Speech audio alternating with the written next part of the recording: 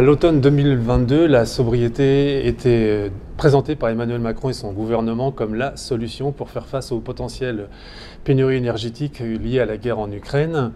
La sobriété est un concept repris au champ de l'écologie politique qui la propose depuis de nombreuses années pour faire face au dérèglement climatique. On peut penser par exemple au livre de Pierre Rabhi, La sobriété heureuse, paru dès 2010. Alors la sobriété, est-ce que c'est un pansement technique sur un problème conjoncturel ou une vision de société? Nous allons répondre à cette question avec Jean-Marc Jancovici et Yves Marignac. Jean-Marc Jancovici, bonjour. Vous êtes associé fondateur de Carbone 4, société de conseil et de services sur la transition bas carbone. Vous êtes aussi président fondateur du Shift Project, un think tank qui travaille en faveur d'une économie libérée de la contrainte carbone. Vous êtes aussi membre du Haut Conseil pour le climat.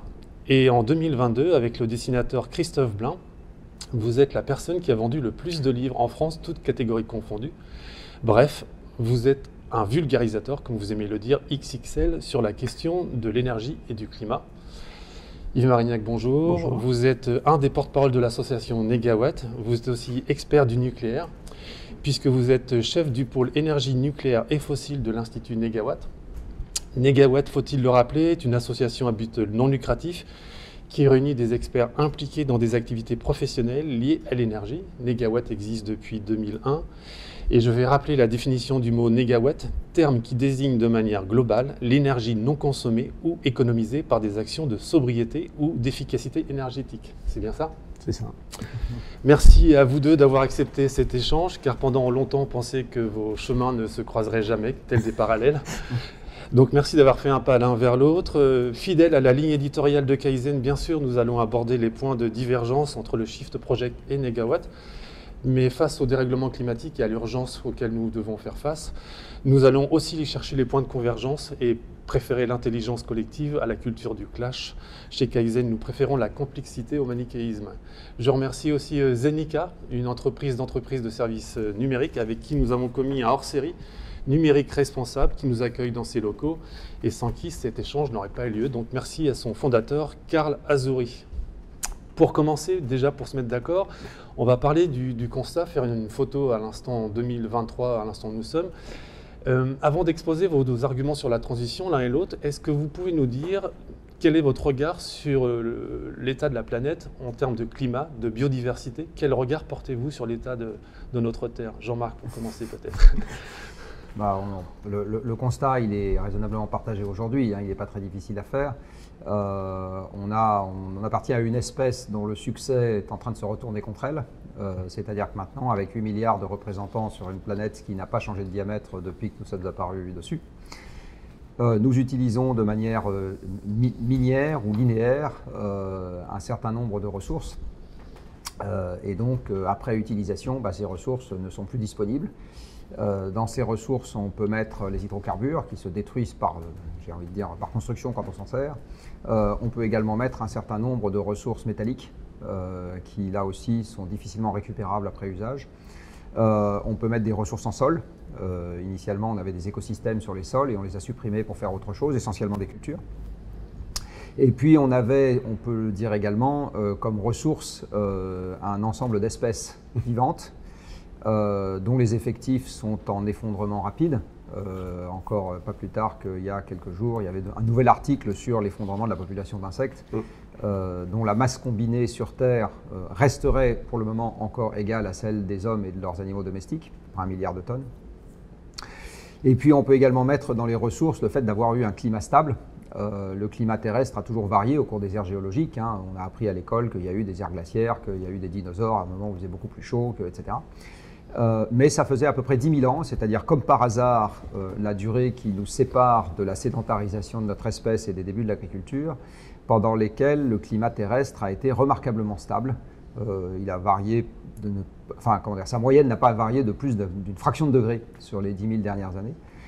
Et c'est ça qui a permis notamment l'expansion humaine, c'est-à-dire l'adaptation génération après génération à des conditions qui, elles, ne variaient pas. Si elles avaient varié rapidement, nous ne serions pas autour de cette table. L'humanité aurait connu un destin différent. Et toutes ces ressources sont mises en danger aujourd'hui, c'est-à-dire amoindries en quantité ou amoindries en qualité, par notre activité débordante, débridée, consistant essentiellement à piocher tout ce qu'on trouve dans l'environnement et à le transformer pour en faire autre chose, comme par exemple la table sur laquelle je suis en train de vautrer, là, l'immeuble qui nous accueille, les vêtements que nous portons et l'électronique qui est en train de nous filmer, entre autres choses. Yves, vous partagez le constat? Oui, évidemment, le tableau est assez complet. Je crois qu'effectivement, il n'y a plus de doute sur le fait que le changement climatique est là, s'accélère, qu'il est lié à nos activités, que l'effondrement de la biodiversité, malheureusement, l'accompagne, qu'une action rapide est nécessaire. Je crois que personne ne remet en cause, notamment l'idée d'atteindre une trajectoire de réchauffement limité à 2 degrés et si possible 1,5 degré pour éviter des dérèglements plus importants encore. Le concept de l'anthropocène qu'on met derrière ça n'est pas encore très stabilisé, mais on a bien quand même l'idée, la conscience qu'aujourd'hui, l'espèce humaine est arrivée par cette activité débordante ou dévorante, je ne sais pas comment la qualifier, à un point où elle est capable, peut-être contre sa volonté ou en tout cas de façon extrêmement contradictoire, de remettre en cause les conditions de sa survie, alors non pas en tant qu'espèce, très probablement, mais de sa survie en tant qu'espèce civilisée. Et peut-être j'ajouterais au constat justement cette dimension humaine, sociale, économique, c'est-à-dire que ces dérèglements aujourd'hui se retournent contre nous d'ores et déjà de façon assez brutale, avec voilà, toutes les inégalités que ça peut générer, toutes les tensions. Et donc, à cette crise de la géosphère et de la biosphère s'ajoute clairement une crise de nos sociétés et de nos démocraties. D'accord. Alors, face à ce constat un peu sombre que vous portez tous les deux, est-ce que vous pensez qu'il y a un risque d'effondrement ou des effondrements possibles? Jean-Marc, peut-être pour commencer. Alors, c'est toujours difficile de donner un contenu précis à des mots comme ça, effondrement. Moi, je vais essayer de le définir un peu plus précisément. Je suis tout à fait d'accord sur le fait que la survie de notre espèce n'est pas en jeu. Mais enfin, pour que l'espèce survive, il suffit d'avoir quelques millions de représentants, vous savez, donc on n'a pas besoin de 8 milliards pour ça. Ce qui est en jeu aujourd'hui, c'est l'évolution de la taille de l'humanité, de son espérance de vie et de ses conditions de vie. C'est ça qui est en jeu. Alors, par ailleurs, l'humanité n'est pas un tout homogène. C'est-à-dire que l'évolution des conditions de vie, elle est déjà très différenciée aujourd'hui entre ce qui peut se passer dans une ville suédoise, ce qui peut se passer dans une campagne africaine et ce qui peut se passer dans un bidonville indien. Donc dès à présent, aujourd'hui, les conditions ne sont pas du tout homogènes. Et donc traiter l'évolution de l'humanité future comme un tout complètement homogène, c'est quelque chose qui ne correspond pas à la réalité de ce qu'on observe. Ce qui est sûr, c'est qu'avec le temps, il va y avoir de façon croissante des pressions qui vont s'exercer sur un nombre croissant d'individus et qui vont les conduire à avoir des conditions de vie qui seront de manière croissante dégradées par rapport à ce qu'ils connaissaient avant. C'est ça qui est en train de se passer et c'est ça qui, malheureusement, en ligne de pente, va continuer à prendre de l'ampleur. Sur l'effondrement chez Oui, alors je partage l'idée que l'effondrement renvoie voilà, beaucoup d'images extrêmement négatives, peut générer aussi une sorte de paralysie qui est évidemment contre-productive par rapport au besoin d'agir. À Negawatt, on voit plutôt la situation comme celle d'une ligne de crête à suivre pour maintenir justement les conditions de pérennité sous une forme ou sous une autre de nos sociétés, éviter cette pente trop rapide. Et aujourd'hui, effectivement, le risque de chute, d'une manière ou d'une autre, apparaît de plus en plus évident. C'est, encore une fois, c'est une ligne de crête pour nous, c'est-à-dire qu'on voit la transition écologique comme une forme de nécessité qui doit nous permettre d'éviter des bouleversements trop abrupts et non désirés.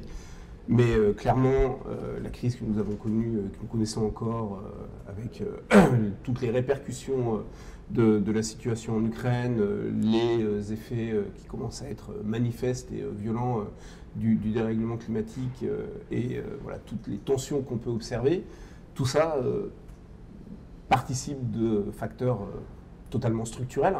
Et donc, sans action structurelle pour les résoudre, ces tensions, ces inégalités et ces difficultés vont s'accroître. Et quand on parle de ligne de crête, c'est à la fois une ligne de crête de plus en plus étroite et difficile à trouver sur un chemin démocratique, évidemment, de mise en œuvre de ces transformations, sur un chemin économique. Un des énormes sujets devant nous, c'est évidemment la transformation des modèles économiques des entreprises dominantes qui aujourd'hui nous entraînent vers ces catastrophes. Et puis sur le plan géopolitique, là encore la situation nous le montre, mais la transition écologique, c'est vis-à-vis de l'ensemble de ces ressources que l'on extrait aujourd'hui et qui font fonctionner notre économie et qui sont malheureusement mal réparties et pas réparties de façon homogène avec les endroits où on les utilise. La transition écologique, c'est des transformations profondes de ces interdépendances qui aujourd'hui créent là aussi des obstacles très forts. Donc voilà, le risque est moins celui d'un effondrement brutal, mécanique, etc., que celui d'une inertie trop grande du système et des décisions que l'on prend sur ces plans démocratiques, économiques et géopolitiques, voilà, par rapport à un chemin qui existe, parce que c'est quand même ça aussi dans le constat, la bonne nouvelle d'une certaine manière, hein, et le rapport du GIEC de 2018, par exemple, sur l'existence de trajectoire 1,5 degré le montrait, c'est qu'il reste possible de trouver des chemins pour éviter cet effondrement ou quelques noms qu'on lui donne, à condition évidemment de changer complètement de braquet par rapport à l'urgence. Alors justement, par rapport à ces solutions que vous dressez là, et déjà je suis content que vous partagiez le constat tous les deux, c'est déjà une bonne nouvelle.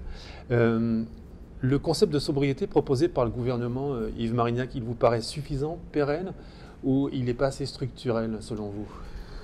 Non, il n'est clairement pas assez structurel. Alors d'abord, c'est quand même une bonne nouvelle que le gouvernement se soit saisi du terme de sobriété. On se souvient qu'il y a 2 ans à peine, je crois, le président de la République assimilait la sobriété à la société des Amish pour dire qu'il n'en était pas question. Donc voilà, ce sujet de la sobriété, c'est-à-dire une démarche complémentaire de l'efficacité qui joue plutôt sur les performances techniques pour réduire les besoins en énergie, la sobriété jouant sur les usages, sur voilà, la manière dont on dimensionne et choisit les services que l'on demande à l'énergie et aux ressources en général. Hein, j'y inclus les matières premières, les sols, tout ce que vous avez évoqué tout à l'heure. Voilà, le fait même que la sobriété soit à l'agenda est quand même une nouvelle très positive. Après, cette sobriété est venue à l'agenda parce que on était dans une forme d'urgence face à la crise liée à la situation ukrainienne et à une défaillance inédite du parc nucléaire cet hiver. Et effectivement, dans les quelques mois dont le gouvernement disposait pour retrouver des marges, la sobriété qu'il a appelée de ses voeux était le seul levier possible. Et d'ailleurs, on a aujourd'hui un retour d'expérience qui montre que ça a fonctionné. Maintenant, la sobriété qui est nécessaire pour atteindre les objectifs climatiques, pour arrêter l'érosion de la biodiversité et d'une manière générale retrouver un système à la fois plus respectueux de ses limites planétaires et de l'environnement et plus juste socialement, c'est une sobriété beaucoup plus structurelle. Et là, il y a énormément de pain sur la planche et il y a, pour rester dans le champ politique, une contradiction énorme aujourd'hui dans le discours du gouvernement et du président de la République qu'il va bien falloir résoudre, puisque d'un côté, Elisabeth Borne, en présentant son plan de sobriété, nous a dit que la sobriété devait devenir structurelle et qu'il fallait pérenniser donc des logiques de moindre consommation. Mais dans le même temps, le président de la République expliquait que le pays a besoin de continuer à produire plus et que c'est une condition, notamment, de maintien du modèle social. Et on est évidemment en plein dans cette actualité avec tout le questionnement des mécanismes de redistribution autour du système des retraites. Jean-Marc, pour compléter la question, lorsque le gouvernement a présenté son plan de sobriété, il a annoncé un objectif de réduction de 10% de la consommation d'énergie, alors qu'on doit faire beaucoup plus. Donc est-ce que vous voyez une forme aussi d'incohérence, comme le dit Yves Marignac? Je pense surtout qu'il y a une forme de confusion autour du terme. Si on essaye de revenir à ce que j'entends moi par la sobriété, c'est le fait, dans ma définition à moi, de se priver délibérément ou de renoncer délibérément à un service histoire d'économiser l'énergie et les matériaux qui vont avec. C'est quelque chose qui est foncièrement différent de l'efficacité, qui ne conduit pas à se priver d'un service, mais qui conduit à disposer du même service en ayant utilisé moins d'énergie et moins de matière. Et c'est fondamentalement différent de la pauvreté, qui est le fait de renoncer à un service, non pas parce que vous l'avez choisi, mais parce que les circonstances extérieures vous l'imposent. Dans les circonstances extérieures, la plus courante, la plus classique, c'est le défaut de revenus. Alors je vais prendre un exemple qui est un exemple très bateau, mais pour bien comprendre. Si vous êtes dans un appartement et que vous baissez le thermostat parce que vous décidez de le faire pour le bien de la planète et pour etc., on est dans de la sobriété. Si vous le baissez parce que vous n'avez plus de quoi payer vos factures, alors que vous n'avez pas du tout envie de le baisser, vous êtes dans la pauvreté. Et donc la seule différence sur le plan physique, il n'y a pas de différence sur le plan physique entre la pauvreté et la sobriété, il y en a une sur le plan mental. C'est-à-dire que d'un côté vous choisissez, de l'autre côté vous subissez. Aujourd'hui, dans le plan qui est présenté par le gouvernement, d'abord c'est un plan qui repose beaucoup sur la bonne volonté des individus. Donc de ce point de vue, on pourrait dire que c'est de la sobriété, effectivement, puisque la sobriété, elle est par définition pour moi choisie. Mais par ailleurs, c'est un plan qui n'a pas d'efficacité garantie à partir du moment où on dit aux gens, ça serait quand même bien que vous fassiez ça. Donc ça veut dire qu'il faut vraiment qu'ils en soient convaincus et qu'ils aient envie de le faire. Le plan mélange donc un peu l'efficacité, la sobriété, la pauvreté, et en fait sa date d'apparition, j'ai envie de dire, c'est quand même beaucoup. Il va falloir de toute façon nous adapter à quelque chose qu'on n'a pas choisi, qui est un défaut d'approvisionnement énergétique dû aux événements en Ukraine, entre autres choses, et effectivement dû à un défaut de production électrique en France. Donc là, on est beaucoup plus dans le registre de la pauvreté que dans le registre de la sobriété. Parce que la pauvreté, encore une fois, c'est une réaction à un événement extérieur que vous n'avez pas choisi. Voilà, donc après, est-ce que ce plan, il est global, suffisant, etc. La réponse est non, mais ça, c'est le cas de tous les plans gouvernementaux qui ont été décidés avec peu de préavis en réaction à des événements extérieurs. Et effectivement, le gouvernement, il est devant une forme de quadrature du cercle qui est la suivante. La sobriété, toute chose égale par ailleurs, elle est récessive. C'est-à-dire, si vous décidez délibérément d'acheter moins de smartphones, de baisser le thermostat, d'arrêter de prendre votre voiture et de prendre un vélo, etc., ça vous conduit par construction à acheter moins de choses. Donc, ça conduit l'appareil économique à produire moins de choses. Donc, c'est récessif. Toute chose égale par ailleurs, encore une fois, il faut compter toujours la même chose de la même manière. À partir du moment où vous êtes dans un contexte récessif, l'État se retrouve devant une équation impossible qui est d'arriver à servir des demandes diverses en augmentation. On le voit en ce moment avec les retraites. On voudrait avoir à la fois plus de retraites et plus de salaires et plus de etc. Tout en ayant en entrée moins de revenus pour le faire. Parce que la comptabilité nationale est implacable. La production totale, c'est les revenus totaux, ça, par définition. Donc il y a un vrai, le pouvoir politique a toujours eu le cul coincé entre deux chaises dans cette histoire. C'est qu'en fait, il essaye de réagir comme il peut à une contrainte physique, qui est la contrainte sur l'approvisionnement énergétique, tout en ayant un souhait social qui est, encore aujourd'hui, tout à fait orthogonal à la réalité physique subie ou qu'on essaye d'enclencher. Voilà. Et aujourd'hui, il n'a pas trouvé la solution à cette équation impossible. Et le monde économique, au sens académique, n'a pas non plus la solution à cette équation impossible. C'est-à-dire que si vous essayez de regarder où sont les gens qui essayent opérationnellement de comprendre comment est-ce qu'on gère un monde en décrue économique, vous n'avez rien. Vous avez quelques personnes qui disent « il faudrait le faire », mais ces personnes, aujourd'hui, ce n'est pas une critique, c'est juste un constat, n'ont pas la réponse à la question très pratique, par exemple, qui est comment je gère un système de retraite par répartition dans un monde en décroissance. Il n'y a pas. Ce cahier des charges n'existe nulle part, et donc personne n'y a réfléchi. Voilà, donc c'est pour ça qu'aujourd'hui, on est dans cette espèce de contradiction apparente dans le discours public, entre, selon le jour et l'heure, une déclaration en faveur de moins et une déclaration en faveur de plus. Voilà, c'est ça qui explique qu'aujourd'hui, il n'y ait pas de cohérence d'ensemble. Oui, en fait, il y a deux sujets majeurs derrière ça, qui sont le lien entre la sobriété telle qu'on peut l'envisager de façon positive, c'est-à-dire un meilleur choix effectivement des services énergétiques rendus, et on y inclut, nous, à Négawatt, y compris l'augmentation des services quand on lutte contre la précarité énergétique. Amener des ménages qui aujourd'hui ne peuvent pas se chauffer à pouvoir le faire fait partie d'une politique globale de sobriété, même si il y a une contradiction apparente dans les termes. Donc il y a la question de la justice sociale et il y a la question du rapport à la croissance, ou peut-être plus exactement à la création de valeur. Du côté de la justice sociale, on se réfère, nous, de plus en plus avec Négawatt, en lien d'ailleurs avec la définition que le GIEC donne maintenant, a donné dans son 6e rapport d'évaluation de la sobriété, à la logique économique du donut, qui parle d'un espace économique sûr et juste pour l'humanité. Vous pouvez peut-être préciser, c'est quoi le donut? Donc justement, c'est l'idée de placer notre économie dans un espace juste et sûr, en forme de beignet, d'où le nom de cette théorie, avec une limite supérieure qui est celle des limites planétaires, donc de la physique qui s'impose à nous en termes de ressources et de capacité de notre planète à absorber des pollutions et des émissions, mais aussi une limite inférieure, un plancher, et c'est essentiel, de conditions de vie décentes pour tous. On en est évidemment très loin à l'échelle mondiale. Vous parliez des bidonvilles en Inde, je crois, tout à l'heure. Il y a énormément à faire dans ce domaine.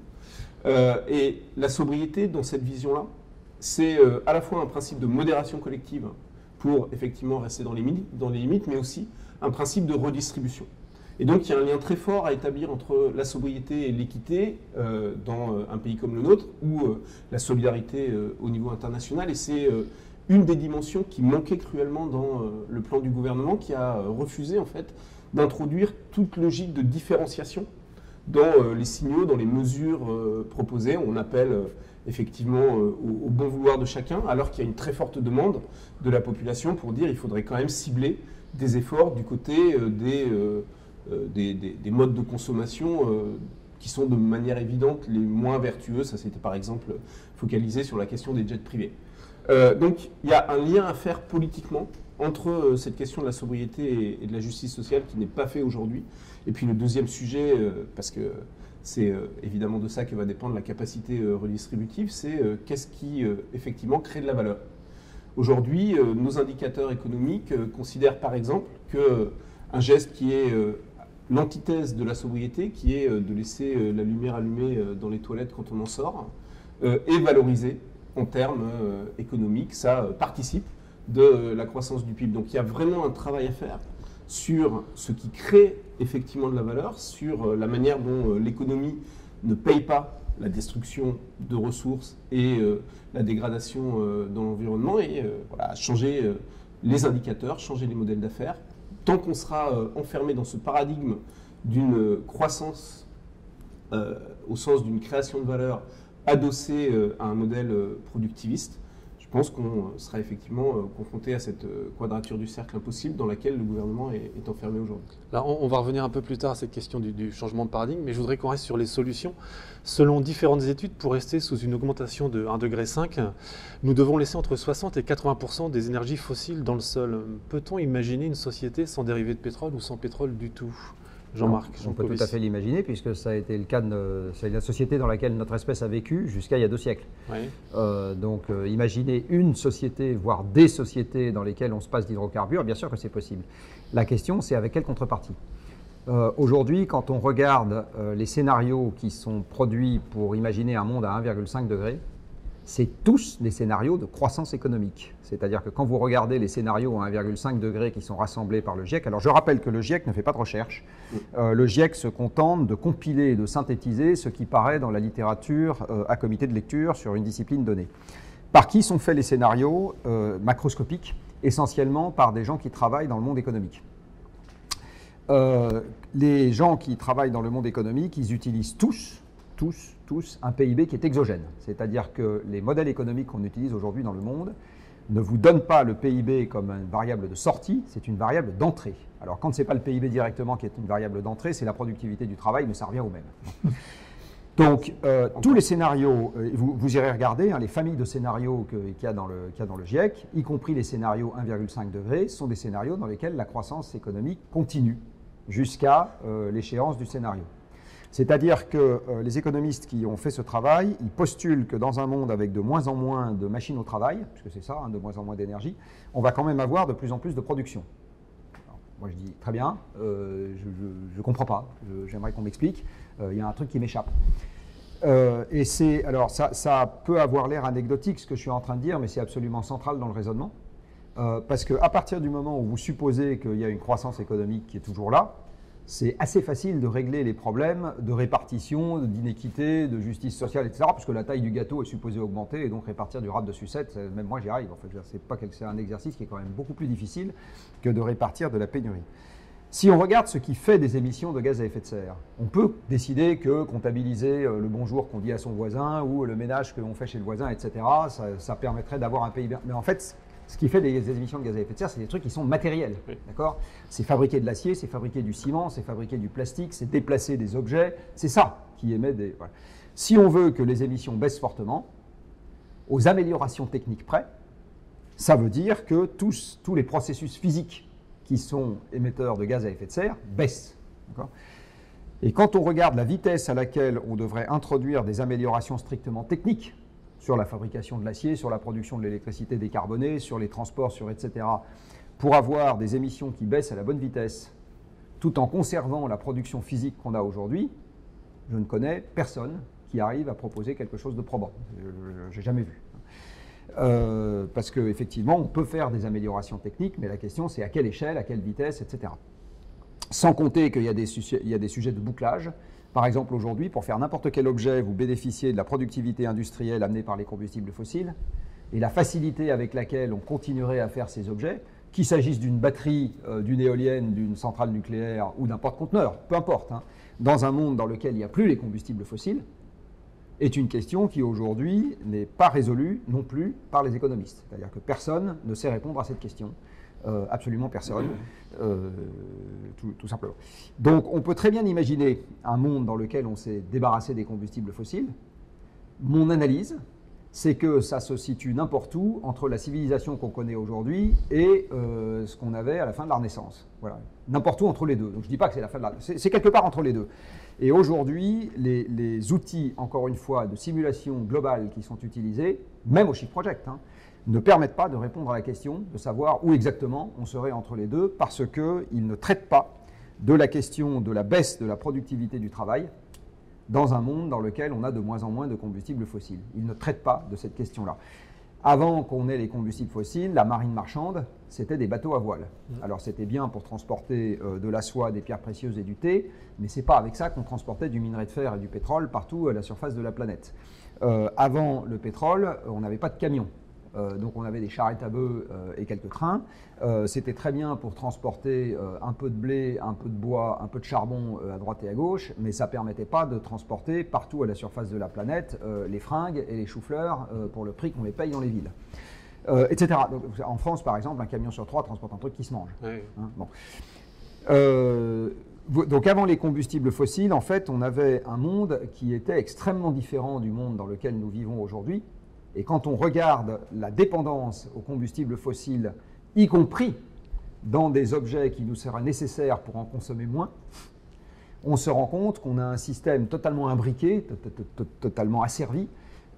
Et aujourd'hui, c'est extrêmement difficile d'avoir des outils qui permettent, dans un monde qui aurait beaucoup moins de combustibles fossiles, de comprendre l'effet global que ça aurait. Donc on peut faire des plans. Nous, on en a fait au Shift Project. On a fait un plan de transformation de l'économie française.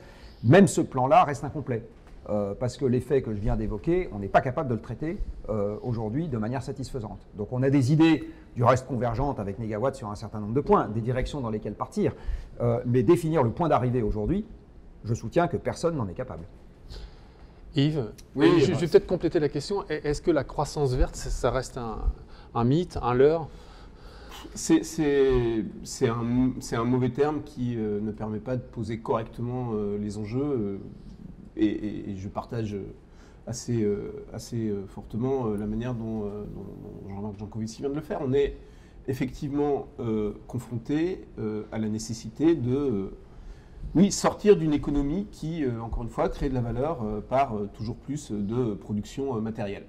C'est ça l'enjeu. Alors, Il faut en plus le faire, hein, si on se replace dans une perspective mondiale, en continuant malgré tout à créer de la production au sens classique du terme dans des pays, notamment les pays qu'on appelle toujours pudiquement en voie de développement, où le retard à rattraper est quand même colossal.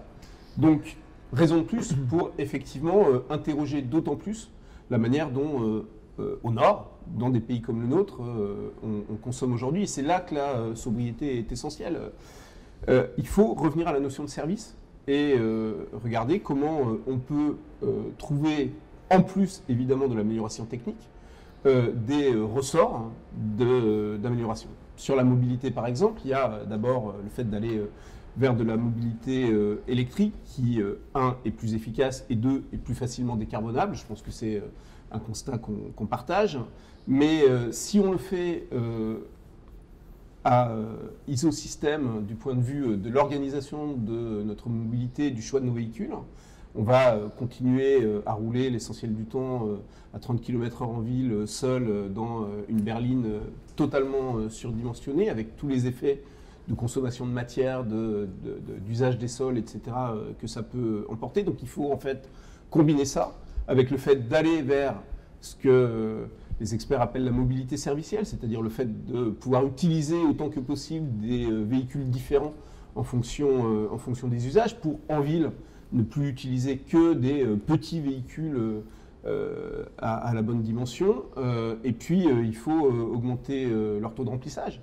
Hein, les routes françaises à l'heure de pointe, c'est des dizaines de millions de sièges vides qui circulent dans nos voitures. Et puis, il faut évidemment faire du report modal et donc vers les transports collectifs et vers les mobilités douces. Et quand on regarde d'un point de vue physique les trajectoires possibles dans ce domaine, en prenant en compte l'inertie nécessaire des transformations, en prenant en compte les ressources nécessaires, hein, à Négawatt, on a une modélisation qui couvre l'ensemble de l'empreinte en matières premières de l'économie française. Donc on est très attentif à la manière dont les choses bouclent de ce point de vue-là entre aujourd'hui et 2050. On sait effectivement écrire des trajectoires physiques compatibles avec les enjeux. En tout cas, c'est vraiment notre conviction forte. Et aujourd'hui, il y a différents scénarios qui convergent autour de ça. Et d'ailleurs, on peut observer par rapport au fait que les modélisations étaient en tout cas essentiellement économiques autour de ces sujets, que de plus en plus elles collent. Et c'est l'approche du Shift Project avec son plan de transformation de l'économie française, c'est l'approche de RTE, c'est l'approche de l'ADEME aujourd'hui. Elle colle à une modélisation de plus en plus physique. Pourquoi ? Parce qu'effectivement, la modélisation économique, elle est enfermée dans un paradigme autour de la croissance et autour de cet enjeu clé de la productivité du travail.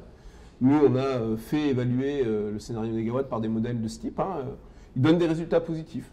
Le scénario Négawatt, c'est un modèle où, tant bien que mal, le PIB augmente en France et même il augmente plus que dans un scénario tendanciel. Sauf que ça repose sur une hypothèse de continuité linéaire de la production, des progrès de la productivité du travail, qui est un truc interne au modèle et dont personne en fait ne sait rien. Donc tant qu'on n'aura pas interroger au fond, et les économistes ont un rôle majeur à jouer dans ce domaine, l'évolution de la productivité, l'évolution de la création de valeur dans un système où c'est l'intelligence de service qui est valorisée plutôt que la destruction sans la payer de ressources, on sera effectivement coincé dans un modèle économique qui ne nous permet pas de mettre en œuvre les trajectoires dont on sait aujourd'hui que physiquement elles sont possibles. Donc là, vous êtes en train de dire qu'il est possible d'imaginer un découplage entre les émissions de gaz à effet de serre et la croissance ?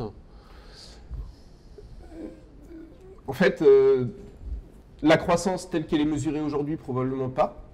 La croissance au sens d'une création de valeur et d'un maintien à minima des conditions sociales actuelles, voire d'un progrès, je pense que c'est possible en actionnant l'ensemble des leviers de sobriété, d'efficacité et de décarbonation de la production. Sur ce découplage, Jean-Marc ? Je pense que on fait ce qu'on veut. Je veux dire par là, rien ne nous empêche conventionnellement de valoriser l'émission que nous sommes en train de faire, 10% de plus chaque année, en expliquant que c'est quelque chose qui amène une valeur ajoutée, qui vaut bien 10% de plus chaque année, au moins. Voilà. Donc je pense qu'on fait exactement ce qu'on veut en termes de valorisation de la production. On peut aussi dire quelque chose que voilà, le poireau de l'année prochaine qui coûtera plus cher que le poireau de cette année, en fait il a poussé dans une atmosphère un peu plus chargée en CO2, donc en fait c'est pas le même poireau. Donc s'il vaut 10% de plus, ben, c'est son vrai prix et il n'y a pas besoin de le corriger de l'inflation. Donc on peut faire exactement ce qu'on veut. La vraie question en fait c'est comment est-ce qu'on va arriver à s'organiser avec physiquement moins de choses. En fait, c'est ça la vraie question. C'est pour ça qu'on a commencé par traiter cette question-là dans le plan de transformation de l'économie française. On a fait effectivement on a commencé une approche physique de l'économie qui est loin d'être terminée, hein, donc c'est un début, voilà. On est parfaitement conscient du fait que c'est un premier pas et on espère entraîner d'autres personnes dans cette direction et mobiliser d'autres cervelles dans la même direction pour qu'on ait plus de ressources affectées à comment est-ce qu'on traite l'économie sous un angle physique. Et ce qui est vraiment limitant dans l'économie pour nous, c'est les ressources physiques et les compétences. D'accord ? Donc c'est ça les deux facteurs qui sont vraiment limitants. Après, économiquement, conventionnellement, on fait un peu ce qu'on veut. Hein. Par contre, ce qui est vraiment important, c'est que du point de vue de nos habitudes de consommation, à partir du moment où on dit qu'on va s'organiser avec moins, c'est comment est-ce qu'on s'organise. Alors prenons l'exemple des déplacements qui vient d'être évoqué. Si on a moins de matériaux à notre disposition pour nous déplacer, ça veut dire qu'on va globalement faire le chemin inverse de celui qu'on a fait sur les 60 dernières ou 80 dernières années. Je vous rappelle qu'en 1945, il y avait en France 2,5 millions de voitures.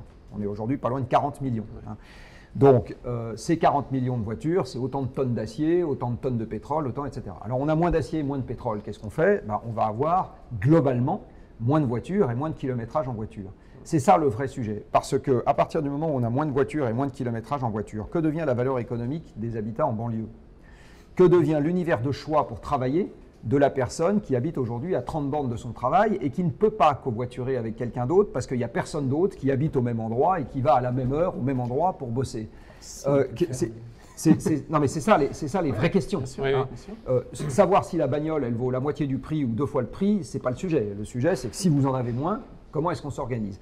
Il y a une question supra même qu'on n'a pas traitée dans le plan de transformation de l'économie française, c'est est-ce qu'on a toujours besoin de conurbation à 10 millions d'habitants dans un monde sobre en énergie ?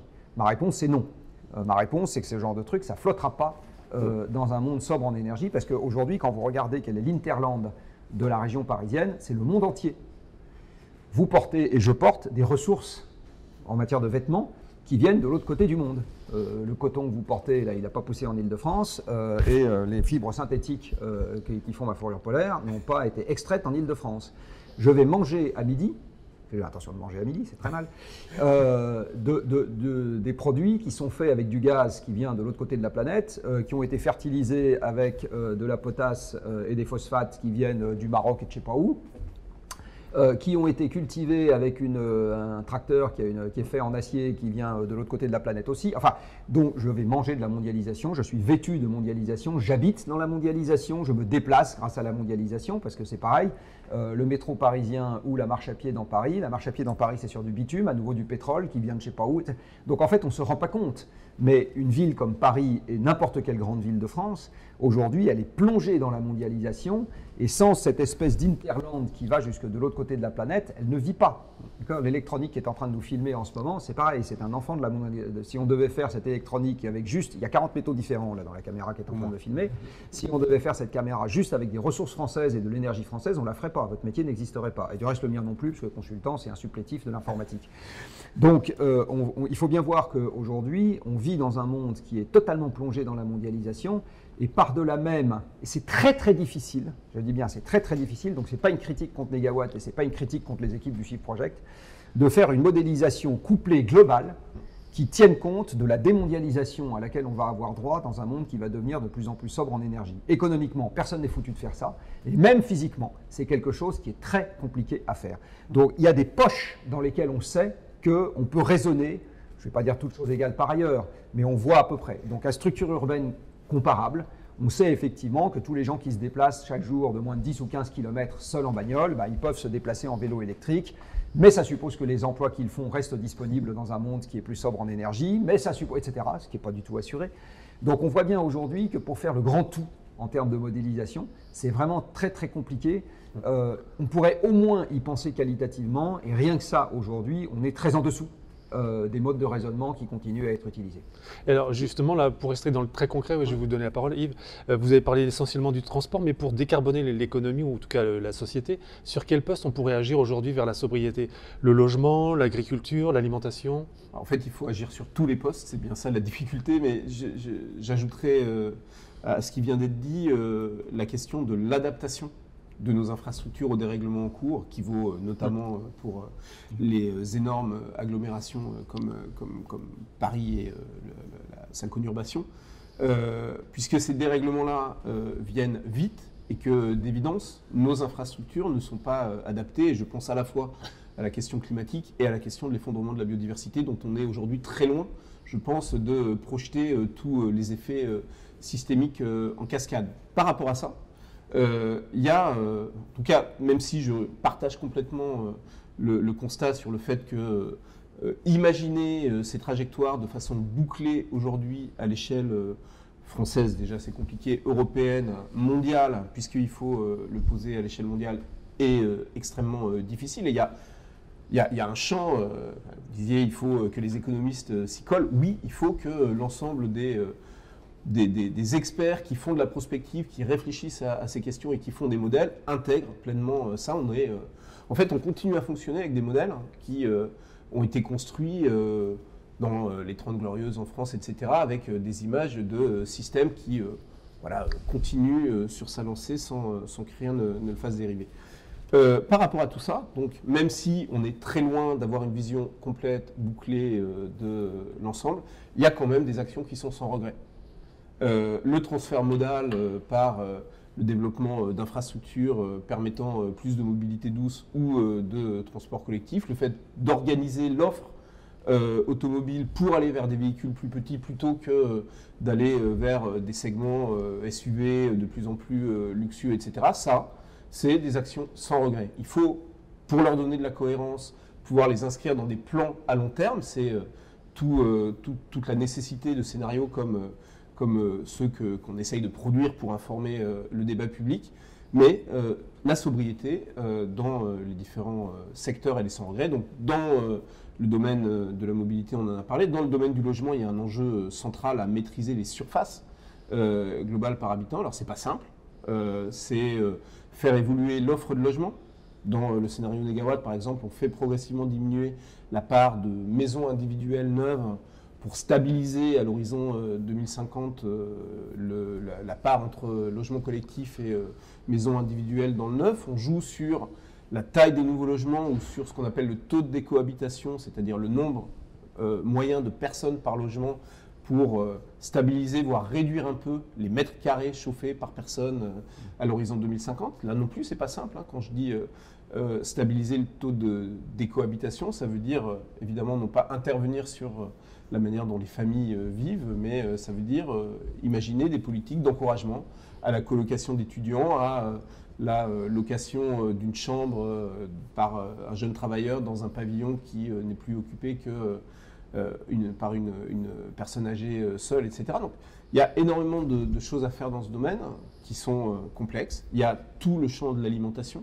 Il faut d'abord, du point de vue des émissions de gaz à effet de serre, réduire la part carnée de notre alimentation et il faut réduire la part transformée et limiter les gaspillages. Je crois que 40% de la production agricole à vocation alimentaire et 30% est perdue aujourd'hui. Il faut aussi s'attaquer à la consommation de biens et lutter contre l'obsolescence programmée, lutter contre la multiplication de nos équipements et de nos appareils. Globalement, tout ça, ça appelle à ce qu'on nomme à Négawatt une offre de sobriété, c'est-à-dire une vraie intervention des pouvoirs publics pour réguler les marchés, pour créer les infrastructures nécessaires. Il faut sortir d'une logique où tout ça ne relève que des éco-gestes et des changements de comportement. Il faut vraiment créer les conditions pour que ces changements soient possibles. Alors, vous en parlez beaucoup dans votre BD, entre l'alimentation, les fringues. Qu'est-ce qui vous paraît le poste le plus important à être le plus sobre? L'intérieur de notre cervelle. Non, c'est ça la vraie réponse. Oui. En fait, le point important, c'est est-ce qu'on arrive à se faire une idée du bonheur en se disant qu'on va acheter de moins en moins souvent un smartphone plutôt que de l'acheter de plus en plus souvent, qu'on va le garder le plus longtemps possible, qu'on va le choisir avec les performances les plus modestes possibles parce que ce n'est pas la peine d'en avoir plus. C'est ça le vrai sujet. Et pareil pour les vêtements, et pareil pour la voiture, c'est un truc pour se déplacer, mais c'est aussi un objet de statut social. Sinon, les gens n'achèteraient pas autant de SUV. Parce que je ne pense pas que la hauteur des trottoirs ait considérablement augmenté ces derniers temps. Et que bon. Donc, c'est l'intérieur de nos cervelles le vrai sujet. Alors, il se trouve que on a des comportements. Peu importe s'il y a une structure cérébrale ou pas auquel l'attribuer. Dans la BD, on a parlé du striatum, mais c'est un clin d'œil. On n'est pas biologiste, on ne sait pas si c'est là ou si c'est ailleurs, mais peu importe. C'est presque un nom de code, j'ai envie de dire. Mais le fait est que quand on observe nos comportements, on se rend compte qu'on s'est historiquement toujours comporté comme des animaux accumulatifs, qu'on sait très facilement s'organiser pour avoir plus, que c'est beaucoup plus compliqué de s'organiser pour avoir moins. Hein. Ou en tout cas, ce n'est pas quelque chose de spontané chez nous. Et donc, le vrai sujet, c'est l'intérieur de nos cervelles. À partir du moment où, à l'intérieur de nos cervelles, on se dit que ça peut correspondre à une forme d'optimum, et en fait, pour ça, il faut toujours qu'on ait plus, à court terme ou à moyen terme, en face du moins qu'on va abandonner. Si je reprends l'exemple voiture versus vélo, la seule manière de faire en sorte que les gens se mettent au vélo, c'est pas tellement de leur dire qu'ils vont avoir moins, parce que ça c'est compliqué, c'est de leur dire qu'ils vont avoir plus dans certains domaines où la voiture ne leur amène pas. Donc ils vont avoir plus de bien-être parce qu'ils seront un peu moins stressés, ils vont pas être dans les bouchons, ils vont faire un peu d'exercice, ils trouveront ça plutôt sympa, et ils vont pas avoir le problème de se garer au lieu de destination parce que c'est quand même beaucoup plus facile de se garer à vélo. Donc il faut leur vendre et qu'ils vont être en meilleure forme et qu'ils vont pouvoir impressionner le voisin, la voisine, leurs enfants ou que sais-je. Et bien, si vous leur vendez ce genre de truc, vous avez plus de chances d'y arriver que de leur dire c'est pas bien de prendre la voiture. Bon. Donc on a ce problème qui est à l'intérieur de nos cervelles. C'est exactement pareil pour les régimes alimentaires. Moi, les régimes alimentaires, quand on me dit qu'il faut arrêter de manger de la viande et manger des galettes de tofu desséchées, je suis désolé, j'ai vraiment pas envie, quoi. Bon. Donc on est quand même des animaux qui agissons sous l'emprise de la séduction. Sinon, il n'y aurait pas de mode, il n'y aurait pas de... On est essentiellement fait de choses affectives. Oui. Hein, c'est comme ça qu'on est. Il nous arrive parfois de dire qu'on est des animaux rationnels, et moi je soutiens que pas du tout. On est des animaux qui pilotent rationnellement nos désirs. Mais c'est ça qu'on fait. Mais on n'est pas du tout des animaux rationnels. Donc si on veut que la sobriété devienne une réalité, ça veut dire qu'il ne faut pas seulement qu'on ait des constructions techniques qui répondent à ça. Il faut qu'on ait des constructions, alors appelons-le comme on veut, morales, politiques, affectives, religieuses, je ne sais pas, enfin, mais quelque chose qui n'est pas du tout du domaine de la technique, mais quelque chose qui est du domaine plus généralement des valeurs. Et sachant que le débat sur les valeurs est toujours un débat difficile, parce que c'est des débats qui ne sont pas simples. Mais il faut commencer par ça, j'ai envie de dire. Et après, techniquement, on sait, enfin je veux dire, il sait, je sais, plein de choses sur la façon de s'organiser avec moins. Par exemple, si je prends l'exemple de l'électronique, on sait comment s'organiser avec moins. Il faut revenir à la tarification des débits, histoire de faire baisser ces derniers. Il faut allonger les durées légales de garantie de manière extrêmement forte, de telle sorte que l'obsolescence soit un coût pour le producteur au lieu d'être un bénéfice. Et il faut encourager dans un certain nombre de domaines à ce qu'on ne diffuse pas du numérique. Par exemple, la diffusion du numérique à l'école, je considère que c'est quelque chose qu'il ne faut pas faire. En tout cas, sûrement pas à l'école primaire et probablement pas au collège, etc. Donc il y a un certain nombre de choses qui sont... on sait ce qu'il faut faire. La bonne question, c'est comment on se donne envie d'y arriver. Alors, on va finir, je pense, cet entretien par cette question de changement de personnel. Patrick Vivray, le philosophe, disait « pas de changement de société sans changement personnel ». Mais avant, j'ai encore quelques questions techniques, vous me pardonnerez, sur 2-3 points. Donc, on a bien compris que pour décarboner l'économie, on devait changer nos modalités, mais on aura toujours besoin un peu d'énergie. Donc, on va arriver à la question peut-être qui va vous faire peut-être des petites questions diverses et d'autres à travers vos arguments. Mais... chez Negawatt, vous préconisez un scénario 100% renouvelable. Est-ce qu'aujourd'hui, avec le peu d'équipements qu'on a en France sur l'énergie renouvelable, à peu près 20%, est-ce que c'est envisageable de tenir ce scénario ? Alors ça nous paraît, tout à fait envisageable et absolument indispensable. Alors je laisse de côté la question du nucléaire existant et à quel rythme on ferme le parc existant. Notre point de vue sur cette question est que il y a une pyramide des âges du parc qui fait que si on repousse indéfiniment les fermetures, on sera confronté à un rythme trop brutal, difficilement gérable, et que donc il faut anticiper et lisser autant que possible ces fermetures pour ne pas se condamner à devoir faire fonctionner les réacteurs au-delà de ce que la sûreté à un moment mettrait comme limite. Donc, mais ça, c'est le parc actuel. Sur la question des nouveaux moyens de production, il nous semble, nous, assez évident aujourd'hui, que les renouvelables se déploient beaucoup plus vite, deux, qu'elles sont plus compétitives que le nouveau nucléaire. Les EPR 2 dont parle le gouvernement, c'est pas avant 2035-2037, donc c'est trop tard par rapport à l'urgence climatique.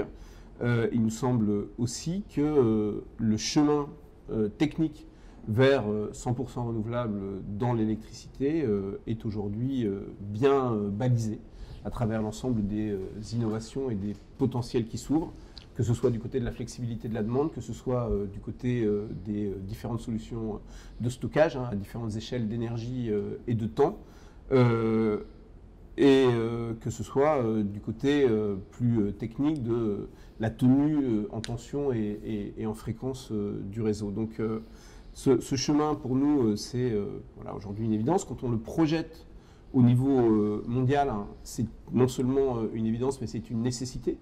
C'est-à-dire que les personnes qui aujourd'hui disent que du nouveau nucléaire est nécessaire en France parce que le 100% renouvelable n'y serait pas possible, doivent nous expliquer comment le 100% renouvelable ne serait pas possible dans d'autres pays où le déploiement du nucléaire ne semble pas envisageable. Donc atteindre le 100% renouvelable ailleurs est nécessaire et du coup il devient possible en France. Je rappelle que le scénario de neutralité carbone de l'Agence internationale de l'énergie, c'est 90% de renouvelables dans la production d'électricité qui double, ou plus que ça, entre aujourd'hui et 2050. 90% de renouvelables, ça veut évidemment dire que dans certaines régions du monde, on est sur 100%. Donc voilà, c'est possible.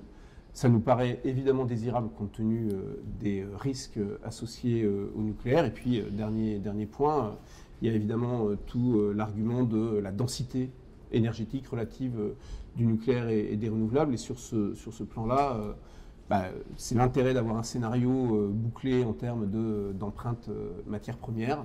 Ce qu'on constate, c'est qu'un scénario comme Négawatt est un scénario de baisse de 20 à 30% de l'empreinte matière première en général, et que dans l'empreinte qui reste, les renouvelables ne représentent que un pouillème à 7, 8, 10% au grand maximum sur certains matériaux, et que donc les ordres de grandeur et les enjeux du point de vue des matières premières se situent ailleurs que dans ce secteur.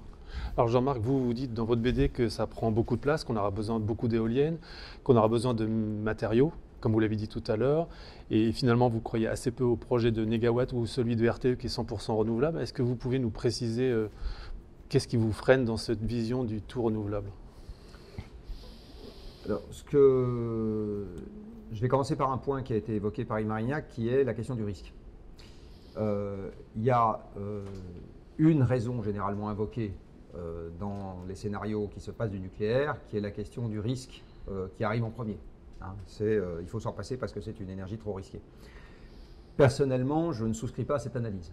C'est-à-dire que toutes les activités industrielles que nous avons sont risquées, et les renouvelables, au sens où on les entend dans des scénarios de déploiement massif, sont également des activités industrielles.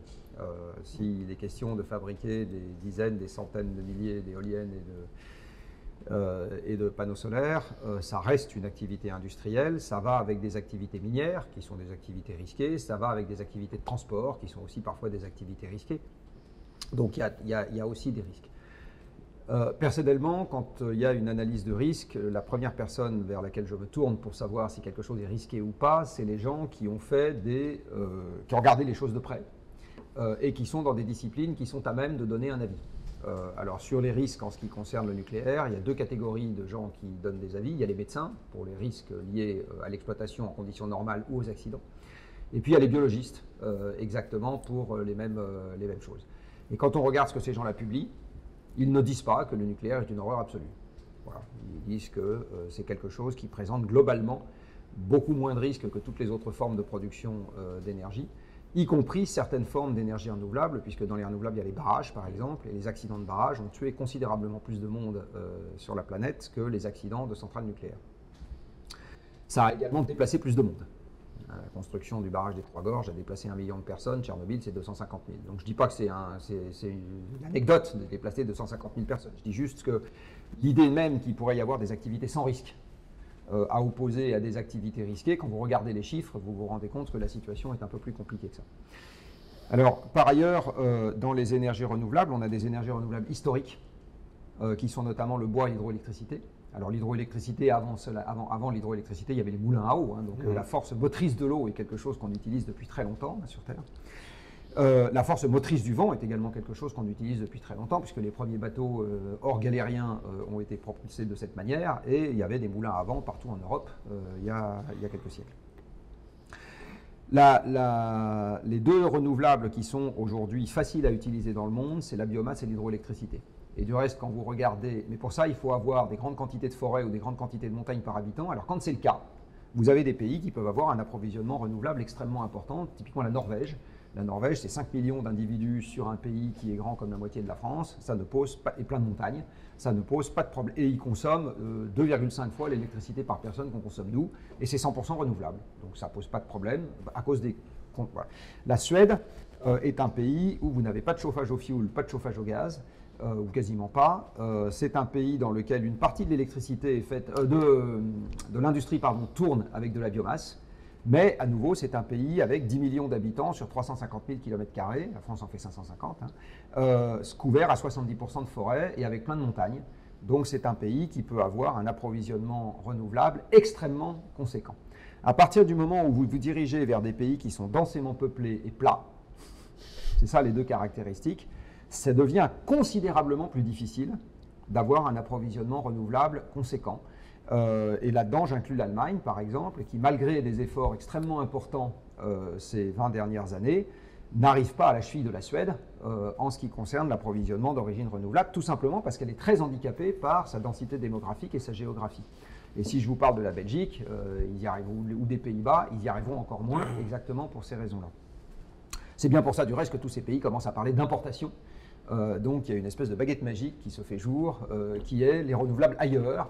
Je ne sais pas bien pourquoi les pays ailleurs feraient des renouvelables d'abord pour exporter de l'hydrogène en Allemagne plutôt que de le faire pour décarboner leur propre économie. Il faudra qu'on m'explique.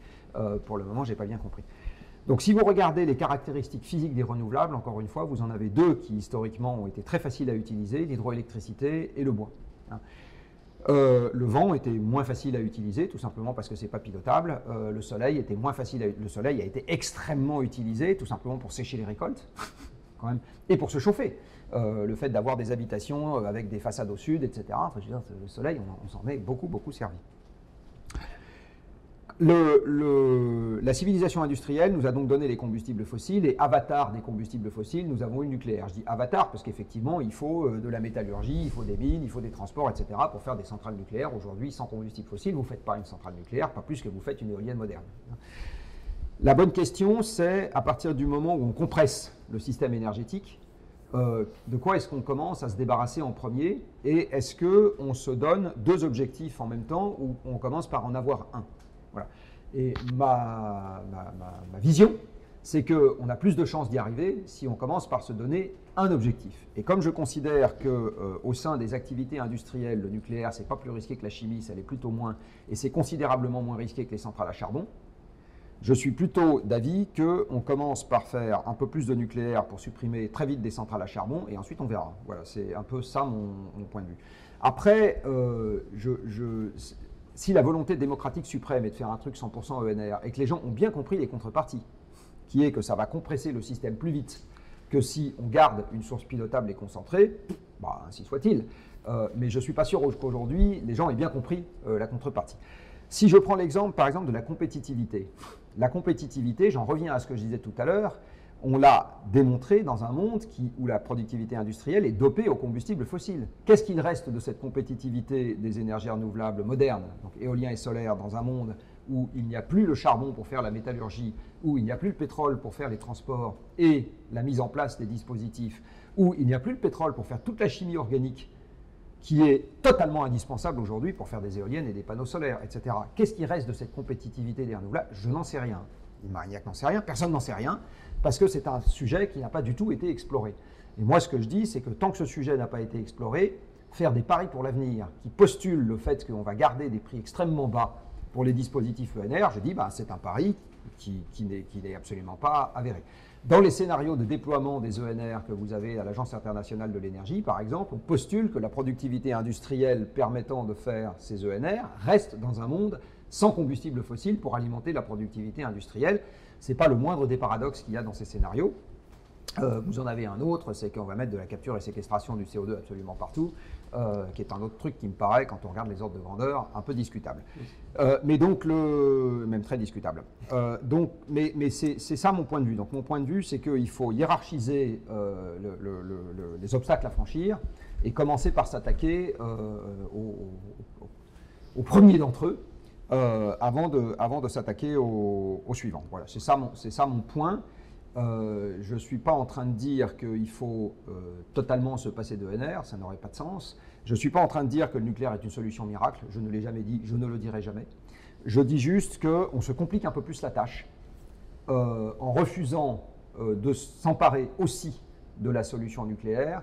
Le truc est déjà tellement titanesque, même en utilisant du nucléaire, que si on n'en utilise pas, je pense qu'on augmente la difficulté et donc on augmente le risque d'aller ailleurs que là où on voudrait aller. Voilà, c'est ça mon point. Vous avez commencé par aborder le nucléaire par la sécurité. On le voit aujourd'hui avec la guerre en Ukraine, il y a quand même un risque autour des centrales nucléaires, parce que vous avez dit qu'on se situerait entre la Renaissance et quelque chose comme aujourd'hui en termes de société avec la décroissance que vous prenez. Donc on ne sait pas si en temps de guerre civile, comme le dit Philippe Biwix, comment on va gérer la sécurité des centrales nucléaires. Et puis le deuxième point, c'est sur la sécurité de l'approvisionnement. Aujourd'hui, ça vient du Niger à 30%. Comment on gère d'un point de vue géopolitique l'approvisionnement des centrales? Aujourd'hui, notre approvisionnement en panneaux solaires et en éoliennes vient à 100% de l'étranger. Donc on est totalement dépendant de l'étranger sur cet approvisionnement. Et sachant que comme on exploite des énergies diffuses, le vent et le soleil, il faut en gros 10 fois plus de métal par kilowattheure et 50 fois plus de ciment par kilowattheure produit. Le ciment étant produit avec des énergies fossiles qui sont importées. L'idée même d'une indépendance avec des ENR est une chimère. Ça n'existe pas. Quelle que soit la source d'énergie qu'on va déployer en France, on sera dépendant de l'étranger de toute façon pour des ressources métalliques. De toute façon. Bon. En l'occurrence, l'uranium, la provenance, c'est pas juste le Niger, il y en a aussi au Canada, au Kazakhstan, on a en Australie, etc. Le principal, c'est le Niger aujourd'hui. Non, la principale mine d'Orano, mais ce n'est pas du tout notre principal approvisionnement en France. Mais peu importe, en ce qui concerne vous savez, avant la guerre en Ukraine, 40% du gaz européen venait de Russie. Et il y a 10 ans, j'ai fait une intervention au Sénat où j'avais dit, bon, les Russes, ils nous fournissent 40, pour le moment, c'est nos copains, mais on ne sait pas si ça va être le cas éternellement. Voilà, bon, donc, tout approvisionnement en provenance de l'étranger est questionnable. Tout approvisionnement. La bonne question, c'est comment est-ce qu'on arrive à dépendre de gens qui, raisonnablement, dépendent aussi un peu de nous, de telle sorte que chacun tient l'autre par la barbichette et qu'on peut compter sur une forme de pérennité des échanges. C'est ça la bonne question. Mais l'idée qu'on va se rendre indépendant avec des moyens qui sont des moyens technologiquement avancés, c'est une chimère, ça n'existe pas. Pour gérer un réseau dans lequel vous avez énormément de sources non pilotables, vous avez besoin d'électronique de puissance partout. Aujourd'hui, cette électronique de puissance fait appel à des métaux qui n'existent pas, enfin qui ne sont pas extraits en France. Donc, par quelques bouts, et puis ne serait-ce que le cuivre, on n'en extrait pas en France. L'Europe, elle n'extrait que 20% du cuivre qu'elle consomme. Donc l'idée qu'on va se rendre indépendant de l'étranger par un système électrique plutôt qu'un autre, c'est une idée qu'il faut se sortir de la tête. Donc il faut regarder les choses dans le détail. En ce qui concerne la centrale ukrainienne, je vais vous faire la même réponse que pour la centrale japonaise de Fukushima. Le vrai problème, c'est la guerre pour le moment, c'est pas la centrale.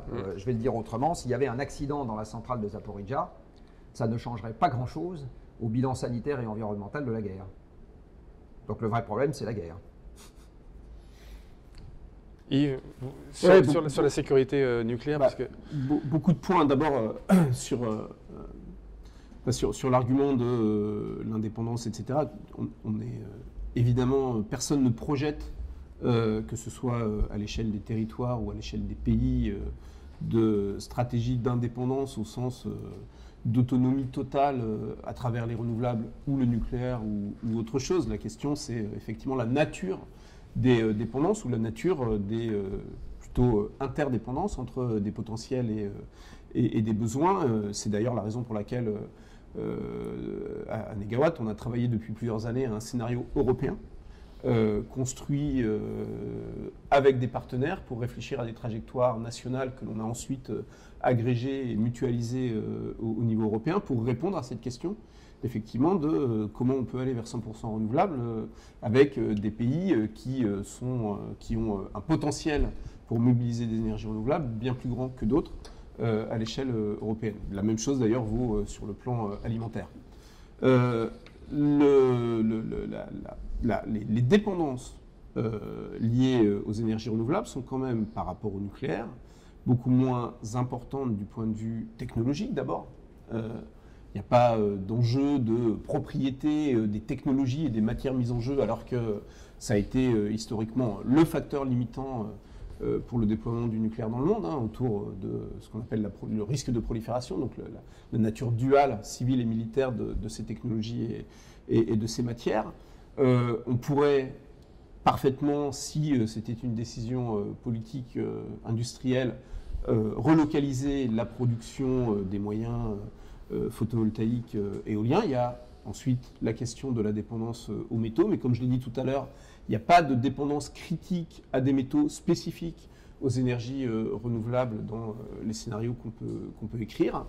Et puis, sur le plan de la compétitivité, en fait, le raisonnement que vous avez tenu vis-à-vis des renouvelables vaut autant vis-à-vis du nucléaire. L'enjeu, c'est bien de basculer d'une production aujourd'hui essentiellement fossile d'énergie au niveau mondial vers une production décarbonée. La bonne nouvelle de notre point de vue, c'est que les progrès liés aux énergies, liés aux révolutions industrielles, donc basés sur les énergies fossiles, s'appliquent en particulier aux énergies renouvelables. Le photovoltaïque a gagné un facteur 10 en performance économique ces 10 dernières années, l'éolien un facteur 3 à 4. Et donc ce qui est devant nous aujourd'hui, c'est peut-être, et en tout cas c'est éminemment souhaitable et même indispensable vis-à-vis des objectifs climatiques, de réussir, de capitaliser en fait sur ce progrès technique pour faire fonctionner un système avec ces renouvelables. Le nucléaire dans l'histoire, et encore une fois je laisse de côté le nucléaire existant, je parle de nouveau nucléaire, le nouveau nucléaire étant plus cher et plus difficile et incertain à déployer que les renouvelables, ne vient pas faciliter de notre point de vue l'équation, il vient au contraire la compliquer. Voilà, notre conviction, c'est que projeter dès aujourd'hui un système 100% renouvelable est plus sûr et plus... c'est un chemin, disons, plus praticable que d'intégrer du nouveau nucléaire dans la perspective. Et puis, évidemment, vous l'avez dit, il y a la question du risque. Et là, je ne peux pas vous laisser réduire la question du nucléaire et de son risque à simplement une question de biologie. D'abord parce qu'il y a quand même... aujourd'hui, dans les modèles de relation entre la radioactivité et les effets sanitaires, tout un corpus qui repose encore aujourd'hui essentiellement sur les conséquences d'Hiroshima et de Nagasaki, c'est-à-dire une irradiation aiguë liée aux explosions et pas du tout sur le corpus que en fait la science n'a pas étudié à la fois pour des raisons pratiques et peut-être pour des raisons de mauvaise volonté de l'impact de la catastrophe de Tchernobyl qui, elle, est une contamination chronique, donc de nature très différente sur le plan biologique, mais surtout parce que le risque nucléaire, il se joue ailleurs que dans la comptabilité simplement du nombre de victimes liées à la radioactivité. Moi, je ne connais pas dans une trajectoire 100% renouvelable de scénario où l'on perdrait brutalement à cause d'un accident nucléaire condamnant une partie du territoire des éléments de notre patrimoine. Je ne sais pas, les châteaux de la Loire, la production de champagne. Donc le risque du point de vue du territoire et du point de vue de notre patrimoine est différent. Le risque intergénérationnel est évidemment différent. Dans les scénarios renouvelables, on ne lègue pas la responsabilité de gérer les déchets radioactifs comme on le fait dans le nucléaire. Et moi, je dis souvent qu'on trouvera, parce qu'il faudra bien une façon technique de gérer ces déchets, mais qu'on ne trouvera pas une façon acceptable éthiquement de le faire, puisque par principe, on lègue cette responsabilité aux générations futures. Et puis, il y a l'enjeu de la sécurité. La question d'installation nucléaire en France vis-à-vis à la fois des besoins d'importation spécifiques d'uranium et vis-à-vis de la vulnérabilité que ça représente sur notre territoire, elle est loin d'être anodine, surtout si on la projette, parce que les sociologues appellent l'horizon d'attente d'un programme comme les nouveaux EPR2, c'est-à-dire 30 ans pour les construire, mais 60 ans ensuite pour les exploiter, une centaine d'années ensuite pour gérer leurs déchets. En fait, projeter ça, c'est comme si on imaginait ce qui se passe aujourd'hui, vu respectivement de 1990, 1930, 1840. On voit tout ce qui peut, sur le plan technologique, institutionnel et géopolitique, se passer. Et donc, le projet de nouveau réacteur nucléaire, hein, il engage la société française dans une nécessité, une garantie de maîtrise des risques associés, beaucoup plus forte, beaucoup plus contraignante qu'un projet basé sur les renouvelables, beaucoup plus flexible, ajustable au fil du temps. C'est, de notre point de vue, un vrai choix de société qui, aujourd'hui, n'est pas posé, puisque l'essentiel du débat se concentre sur la décarbonation du système et l'optimum du mix électrique à l'horizon 2050. Bon, je suis content de voir qu'il y a au moins un sujet sur lequel on n'est pas d'accord, puisqu'on était d'accord sur le reste. Je vais compléter ce que vient de dire sur la question éthique. Sur la question éthique, en fait. Je vais quand même répondre à un certain nombre de choses qui ont été dites. La première, sur la question de la compétitivité. Il n'est pas légitime de comparer entre eux deux produits qui ne sont pas de même nature. Donc un kilowattheure éolien ou un kilowattheure solaire étant fatal, c'est-à-dire dépendant des conditions extérieures, on ne peut pas les comparer à un kilowattheure venant d'une source pilotable, que ce soit du gaz, du charbon ou du nucléaire. On est d'accord, mais je parlais écosystème. Donc ce qu'il faut comparer, c'est le coût complet. Oui. Même avec des hypothèses très optimistes sur les ENR, RTE a quand même dit que le coût complet d'un système dans lequel il n'y avait pas de nucléaire était plus supérieur au coût complet d'un système dans lequel il y en a. Moyennant un financement ne tenant pas compte de son risque. Alors, moyennant un financement qui est ce qu'il est, et sachant que par ailleurs, la question de la prime de risque aujourd'hui, elle est très élevée justement dans les EPR. C'est bien ça qui conduit le coût du mégawattheure à être très élevé. Parce qu'il y a un coût du capital qui est très élevé. Donc il faut regarder les systèmes complets. Si on regarde les systèmes complets, il faut rajouter stockage et réseau. Et à ce moment, tous les calculs que j'ai vus passer montrent que l'avantage est au nucléaire, tout simplement parce que le côté pilotable permet d'éviter tout un tas d'autres coûts. Et ces coûts, du reste, sont croissants avec le pourcentage de pénétration. Après, on peut regarder un exemple historique également. L'Allemagne, à date, elle a mis à peu près 500 milliards d'euros dans le déploiement de son solaire et de son éolien, pour faire à peu près 30% de son électricité aujourd'hui, sachant que le coût historique du parc nucléaire français, c'est plutôt 150 milliards d'euros pour faire quelque chose qui se rapproche des 3/4 en conditions normales de la production électrique. Donc on voit bien que, et l'Allemagne, dans le contexte dans lequel elle est aujourd'hui, si on fermait ses frontières électriques, je dis bien si on fermait ses frontières électriques, de temps en temps, le système exploserait parce que la volatilité qu'il y a maintenant à l'intérieur du système est devenue trop importante. Donc, ce qu'il faut, je le redis, c'est comparer des coûts complets si on veut aller sur ce terrain-là. Sur la question de l'horizon de temps, avec les ENR, on prend tout autant un pari, puisqu'une fois qu'on installe un système, ce n'est pas pour le détricoter le lendemain. Donc, en fait, on prend tout autant le pari qu'à long terme, on va continuer à avoir un approvisionnement en métaux suffisant en provenance de l'étranger, qu'on va avoir de quoi compenser en permanence l'intermittence qu'on induit dans le système avec des dispositifs donc on prend éventuellement le pari, par exemple, qu'on va réussir à faire des stations de pompage partout dans les Alpes, ou qu'on va avoir des batteries partout, ou on prend le pari qu'il y a de l'activité économique qui va devenir extrêmement flexible et qu'on va arriver à organiser le système sans problème, ce qu'aujourd'hui on n'est pas capable de démontrer. Donc en fait, on prend des paris, quelle que soit la voie qu'on choisisse. L'idée de dire il y a un pari sans risque et un pari avec risque, c'est pas vrai. De toute façon, dans le monde dans lequel on se dirige, il y a des risques, il va y en avoir partout. Donc la bonne question, c'est de savoir comment est-ce qu'on compare les deux. On ne peut pas dire qu'il n'y a pas eu d'analyse des effets chroniques de la radioactivité. Il y a eu un corpus d'études médicales sur les conséquences de Tchernobyl extrêmement dense, et du reste, ça a donné lieu à des rapports publiés par l'UNSCEAR, c'est-à-dire les Nations Unies. Qui les a rejetés un par un. Qui les a pas rejetés un par un, je ne suis pas du tout d'accord, on n'a pas dû lire les mêmes rapports. Donc c'est un rapport qui est fait exactement comme le rapport du GIEC, c'est-à-dire qu'il compile toutes les analyses épidémiologiques qui ont été faites et qui dit voilà ce qu'on peut dire et voilà ce qu'on ne peut pas dire. C'est absolument pas un rejet, pas plus que le GIEC ne rejette quoi que ce soit. Le GIEC, non, justement, je suis d'accord que les deux organismes ont eu des attitudes complètement opposées vis-à-vis de faisceaux de présomption. Il faudra m'envoyer la référence de l'UNSCEAR qui s'est dédié lui-même, parce que j'ai jamais vu ça. Donc, je suis désolé, ça n'existe pas. Quand on regarde les analyses qui ont été faites par l'UNSCEAR, tant sur Tchernobyl que sur Fukushima, il y a des conclusions qui sont extrêmement claires. Fukushima, il n'y a pas eu un mort à cause du surplus de radioactivité, donc il y a eu des morts à cause de l'évacuation. Donc la bonne question, c'est qu'est-ce qu'on a comme politique d'évacuation si jamais on a un pépin? C'est ça la bonne question. Et en ce qui concerne Tchernobyl, il y a des conclusions qui sont également extrêmement précises dans des rapports qui font des centaines de pages, qui disent ce qu'on a observé et ce qu'on n'a pas observé. Bon. Donc, on ne peut pas dire qu'il n'y a pas il y a juste les cohortes d'Hiroshima et de Nagasaki qui servent à faire des analyses sur les effets de la radioactivité induite. Par ailleurs, vous avez énormément de la commission de protection contre les rayonnements ionisants, c'est un truc qui a un siècle.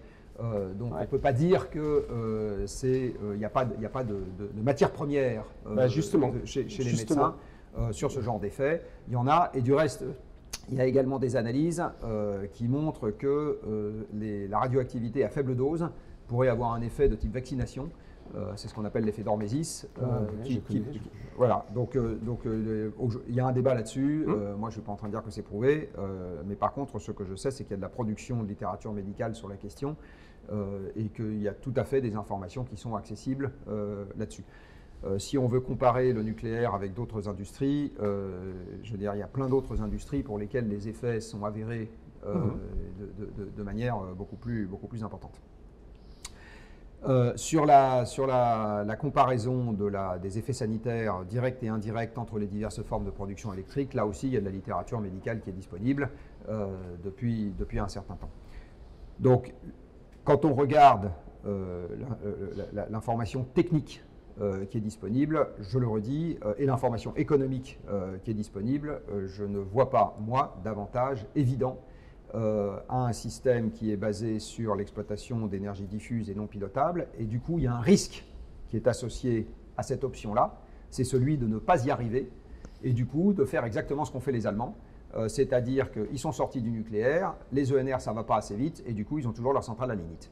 Donc, il y a un risque absolument évident à choisir une voie qui est trop ambitieuse pour les moyens qu'on va avoir, c'est de conserver plus longtemps des choses qui sont bien pires que le nucléaire. Ce risque, il existe tellement qu'aujourd'hui, c'est celui qui se matérialise tous les jours. Aujourd'hui, c'est celui qui se matérialise tous les jours. Et justement, pour parler de risques pour le futur, Yves Marignac, vous posez la question éthique par rapport aux déchets. Je ne sais pas si vous avez lu la BD d'Étienne Davodo sur le droit du sol. Non, je ne l'ai pas lu. Je sais qu'il nous doit d'avoir augmenté ses ventes par rapport à un système où le monde sans fin ne serait pas sorti. Mais alors, non, mais il y a juste une question précise, c'est sur la sémiologie, en fait. Je vais vous répondre. C'est pas tellement la quantité, c'est la question éthique. Hein. Oui, bien sûr. Alors, d'abord, je pense que la quantité, ça joue. On ne peut pas dire c'est pas une question de quantité, ça joue nécessairement. Donc la question des déchets est la suivante pour moi. C'est dans tous les cas de figure, on lègue à nos descendants une situation avec des points d'interrogation. Oui. La dérive climatique qu'on va laisser à nos descendants va de toute façon durer des milliers d'années, quoi qu'on fasse. En matière d'émissions, par exemple, la hausse du niveau de la mer, c'est quelque chose qui va s'échelonner sur des milliers d'années, quoi qu'on fasse. Il y a des situations... donc l'idée même qu'on pourrait léguer à nos descendants une situation dans laquelle tout est sous contrôle, je dis non, malheureusement, il faut se sortir cette idée de la tête. Ça n'est malheureusement plus possible. Là-dedans, quelle est la part que jouent les déchets nucléaires ?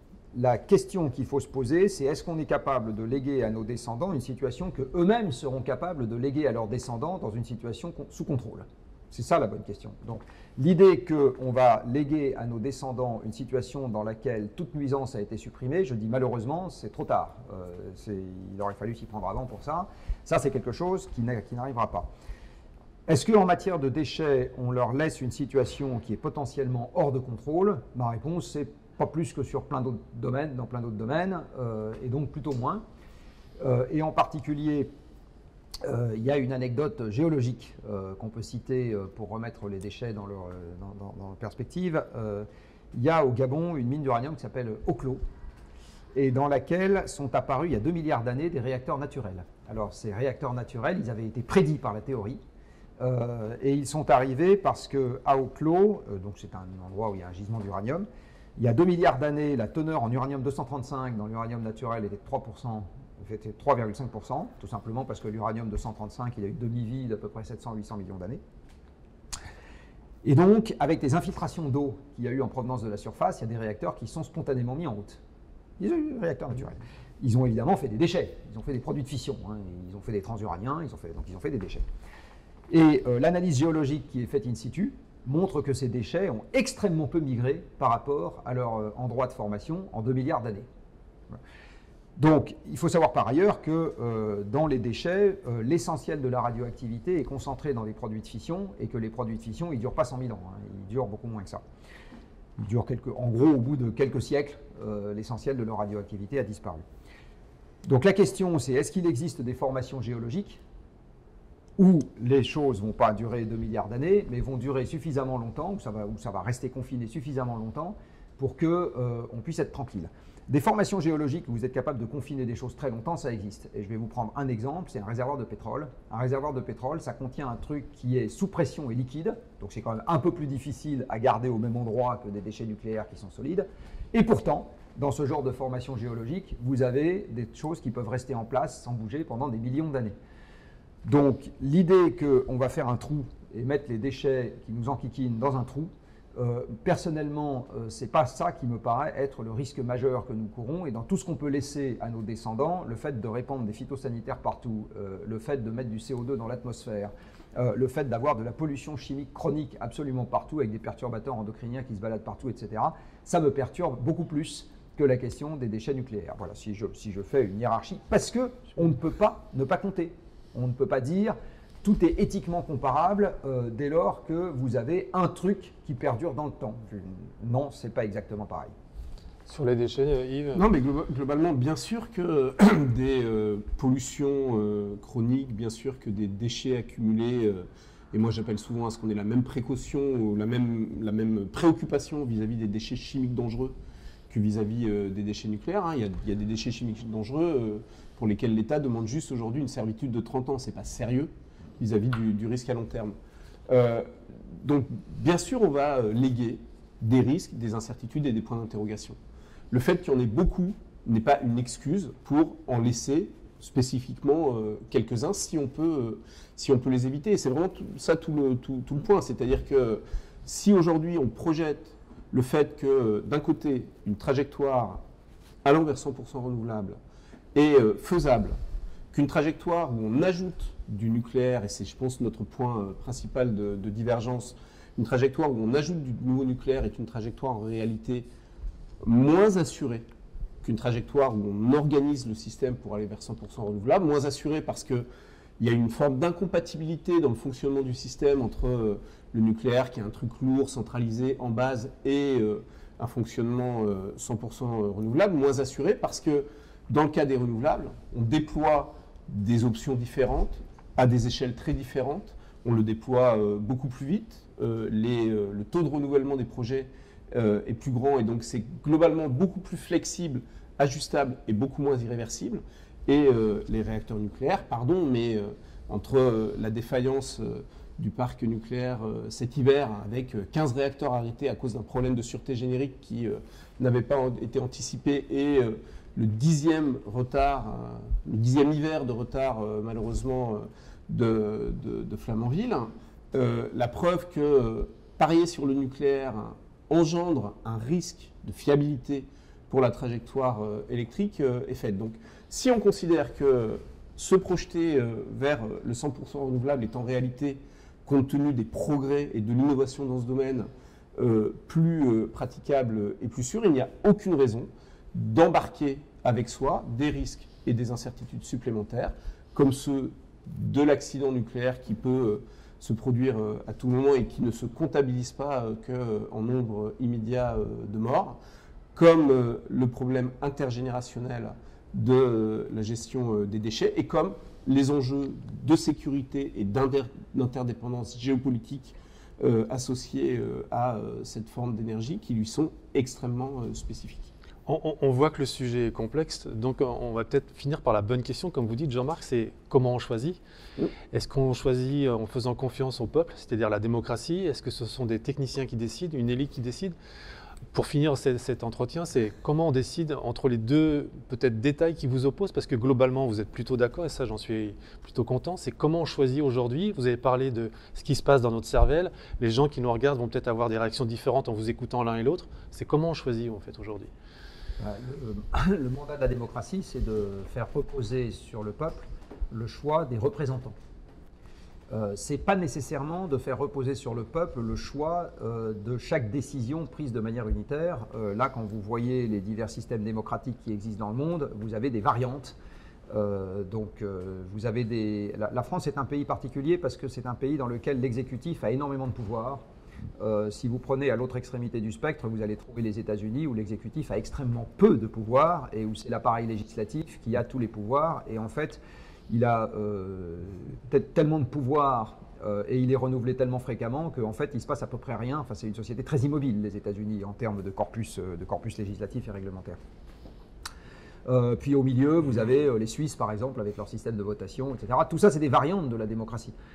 Il y a quand même un point commun dans toutes ces variantes, c'est le fait que le peuple choisit ses représentants. Si le peuple voulait tenir le crayon de ses représentants sur chaque décision que les représentants ont à prendre, à ce moment, on se retrouverait dans un système totalement ingérable. Enfin, en tout cas aujourd'hui, parce que quand vous regardez le nombre de décisions que les représentants ont à prendre, vous vous rendez compte que d'avoir un débat précédant chacune de ces décisions, avec le nom, ça ne tient pas dans des journées de 24 heures. Donc, à un moment, voilà. Donc le choix, me semble-t-il, c'est très difficile de sortir d'un modèle de démocratie représentative si on veut avoir un système qui prenne des décisions. Bon. Aujourd'hui, à chaque fois que j'entends c'est un débat non démocratique, moi j'ai toujours envie de le traduire en c'est un débat, quelle que soit sa forme, qui aboutit à une conclusion qui n'est pas la mienne. En général, c'est un peu comme ça qu'il faut voir un débat non démocratique. La démocratie, par ailleurs, elle a un effet de bord non négligeable, qui est que c'est un système qui gère du temps court. C'est difficile d'en sortir. Donc je ne dis pas qu'il faut sortir de la démocratie, mais il faut avoir bien présent à l'esprit le fait qu'on a cet inconvénient qui est très fort et qui avait été mis en avant par les premiers observateurs des premières démocraties, puisque de Tocqueville, vous trouvez ça dans les observations qu'il faisait en disant c'est un système qui gère le temps court. Or là, on est sur des sujets du temps long, c'est-à-dire la modification d'un système, la modification de l'aménagement du territoire, la modification des pratiques agricoles, la modification du système industriel, la modification d'un système énergétique et la modification d'un système de valeurs, tout ça c'est sur du temps long. Donc c'est difficile de conjuguer les deux. Personnellement, je n'ai pas trouvé la réponse à toutes les questions dans cette affaire-là. Ce qu'on peut dire, c'est que tant qu'on reste dans un système démocratique, en fait, la vraie question, elle est de modifier ce qui se passe dans la cervelle des électeurs plus que de modifier ce qui se passe dans la tête des élus. Je le redis, à partir du moment… Je vais prendre un exemple tout bête. En ce moment, on a une manifestation sur la réforme des retraites. Personne dans le pays ne dit qu'il faut supprimer les retraites. Donc on est en train de se chicaner sur la manière de gérer le système, mais il y a un consensus absolument parfait sur le fait que le système est pertinent. Bon. Ce qui veut dire que vous n'allez avoir aucun élu qui va vous dire « moi, je veux supprimer les retraites », tout simplement parce que la base électorale n'en a pas envie. Donc dans le sujet qui nous concerne, je pense qu'il y a malheureusement ou heureusement pas d'autre manière de s'y prendre que de s'occuper de ce que pense le corps électoral parce qu'à partir du moment où le corps électoral a des souhaits consensuels sur un certain nombre de choses, derrière, ça suivra au niveau de ses représentants. Pour le moment, je n'ai pas spéculé sur ce qui se passerait si on sort de la démocratie, ce qui est un risque.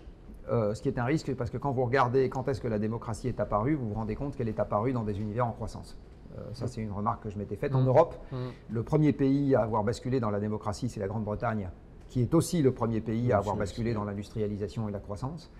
Au fil du temps, vous vous rendez compte que les démocraties populaires, hein, pas les démocraties restreintes à quelques heureux élus, comme c'est le cas de le dire, comme chez les Romains ou les Athéniens, que les démocraties populaires, c'est-à-dire concernant l'ensemble des gens, sont apparues dans des pays en croissance. Et donc il y a un vrai point d'interrogation pour moi, qui est de savoir comment est-ce qu'on fait perdurer ce genre de système politique dans des univers dans lesquels la croissance matérielle n'existe plus. Et je n'ai pas la réponse. Yves, il y a une étude de l'ADEME qui est sortie là, en janvier 2023. 57% des Français sont prêts à un changement de système. Donc comment on arrive à convaincre les politiques d'embrayer sur cette dynamique citoyenne? En fait, cette question de la dynamique démocratique du choix, elle est à la fois essentielle et très difficile. Peut-être aussi difficile que la question des changements économiques. Moins difficile, à mon sens, sauf si on parle de démocratie mondiale, que la question géopolitique que j'évoquais tout à l'heure. Hein. C'est un impensé pour moi de la transition écologique que ça remet en cause l'ensemble des relations géopolitiques et c'est pour moi le principal obstacle à la mise en œuvre de ces transformations. Mais du point de vue démocratique, en revenant à l'échelle d'un pays comme le nôtre, la démocratie, c'est à la fois un impératif et une difficulté vis-à-vis de ce qui nous concerne. C'est un impératif d'abord parce que c'est vital, ça fait partie des objectifs de développement soutenable, hein, de conserver et même de renforcer la gouvernance démocratique. C'est vital aussi parce que la dictature, en fait, historiquement, n'a jamais été un système de captation du pouvoir dans l'intérêt général. Donc une dictature verte à laquelle certains appellent parfois, je ne sais pas moi à quoi, je ne crois pas que ça puisse exister, et tant mieux, parce que fondamentalement la démocratie doit être la boussole. Une fois qu'on a dit ça, effectivement, toute la difficulté, c'est qu'on a à la fois besoin de conserver une démocratie représentative, un système national qui soit capable de dépasser la question des intérêts particuliers et de projeter le temps long. Hein. On a besoin d'une forme de planification dans la durée des transformations, parce que sans ça, on n'aura pas la cohérence et l'efficience indispensables. Mais on a aussi besoin que cette démocratie devienne beaucoup plus horizontale et que, en fait, la transition pourrait être mise en œuvre dans la mesure où elle repose sur des changements locaux de mobilité, de bâtiments, d'aménagement du territoire, sur des mobilisations locales d'énergie renouvelable. Tout ça doit se faire au niveau des acteurs locaux avec des formes nouvelles. Et donc, on a besoin d'une appropriation très horizontale par chacun des enjeux et des solutions, avec la difficulté du temps nécessaire à cette appropriation. Mais voilà, pour nous, il n'y a pas d'autre chemin que celui-là. Et effectivement, c'est, on le voit dans notre pays, plus difficile que dans d'autres pays, parce que notre transition hyper centralisatrice et assez technocratique s'oppose effectivement à cette démarche transverse et horizontale. Et d'une certaine manière, le débat sur le nucléaire aujourd'hui et en miroir le débat sur les renouvelables, hein, je pense qu'on est le seul pays où il y ait un tel niveau d'opposition et même d'hostilité parfois viscérale aux énergies renouvelables, traduit bien cette difficulté à sortir d'un modèle démocratique dans lequel le nucléaire a bénéficié jusqu'ici d'une place à part, institutionnellement, avec des règles de droit, avec des mécanismes, avec des institutions qui lui sont spécifiques, et on le voit encore aujourd'hui avec les débats en cours et un certain nombre de blocages, au point que la commission du débat public en charge du débat sur les nouveaux EPR a suspendu le cours normal du débat pour consacrer les quelques jours qui lui restent à cette question centrale du rapport entre nucléaire et démocratie. On arrive à la fin de ce débat. Dans une conférence que vous avez donnée à Genève, je crois, Jean-Marc, la dernière question dans l'auditoire, c'était « Pensez-vous que le système chinois serait plus performant pour une transition énergétique? J'aimerais avoir votre réponse aujourd'hui, en janvier 2023. La mauvaise nouvelle est probablement oui. La mauvaise nouvelle est probablement oui. Ça renvoie à ce qu'on vient de se dire sur le fait que une fois qu'on a élu des représentants, on n'a matériellement pas le temps, si on veut être efficace, de leur tenir le stylo sur toute décision qui serait amenée à prendre derrière. C'est juste une question de temps.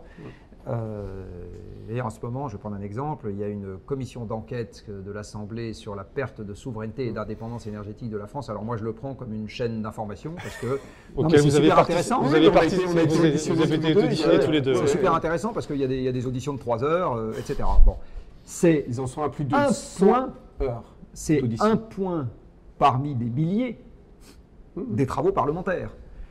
Parce que si je voulais avoir un avis éclairé sur les décisions de la nation, sur les tarifs douaniers, sur les importations de textiles, sur la façon dont on fabrique les lunettes, sur la PAC, sur je ne sais pas quoi, je devrais passer à chaque fois des centaines d'heures à écouter ce genre de choses.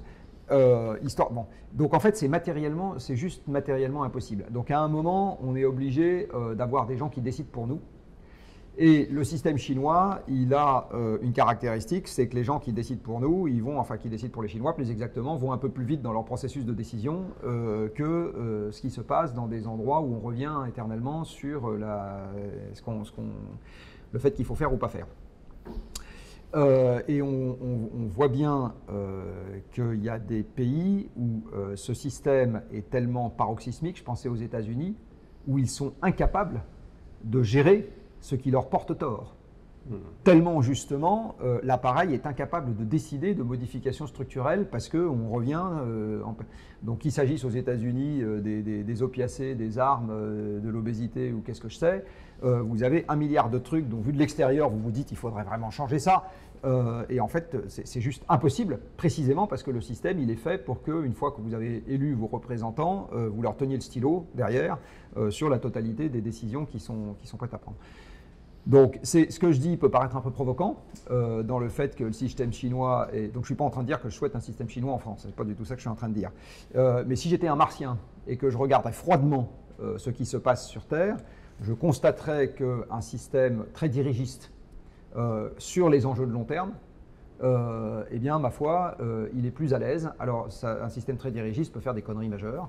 C'est plus facile aussi pour lui de faire des conneries majeures. L'histoire nous en a donné des exemples tragiques en Europe il y a quelques décennies. Donc, je le redis, je ne suis pas du tout en train de dire que je souhaite un système comme ça. Mais par contre, je vais le dire autrement, ça serait une erreur que de penser que parce que le régime chinois est très autoritaire, en matière de transition énergétique, il va nécessairement faire que des conneries. Voilà, je pense que ça, c'est une erreur de lecture qu'il ne faut pas faire. Alors, peut-être pour rebondir sur ce que vient de dire Jean-Marc Jancovici, est-ce que ce n'est pas aussi donner du grain à moudre aux réactionnaires qui vous traitent de Khmer vert tous les deux, avec cette vision de décision un peu rigide sur les... J'insiste, je ne suis pas en train de dire que c'est mieux que le système qu'on a. J'ai bien compris. Je suis juste en train de dire qu'il faut faire attention, si vous analysez froidement les choses, à ne pas attribuer à ce système des défauts qu'il n'a pas, sachant qu'il en a plein d'autres.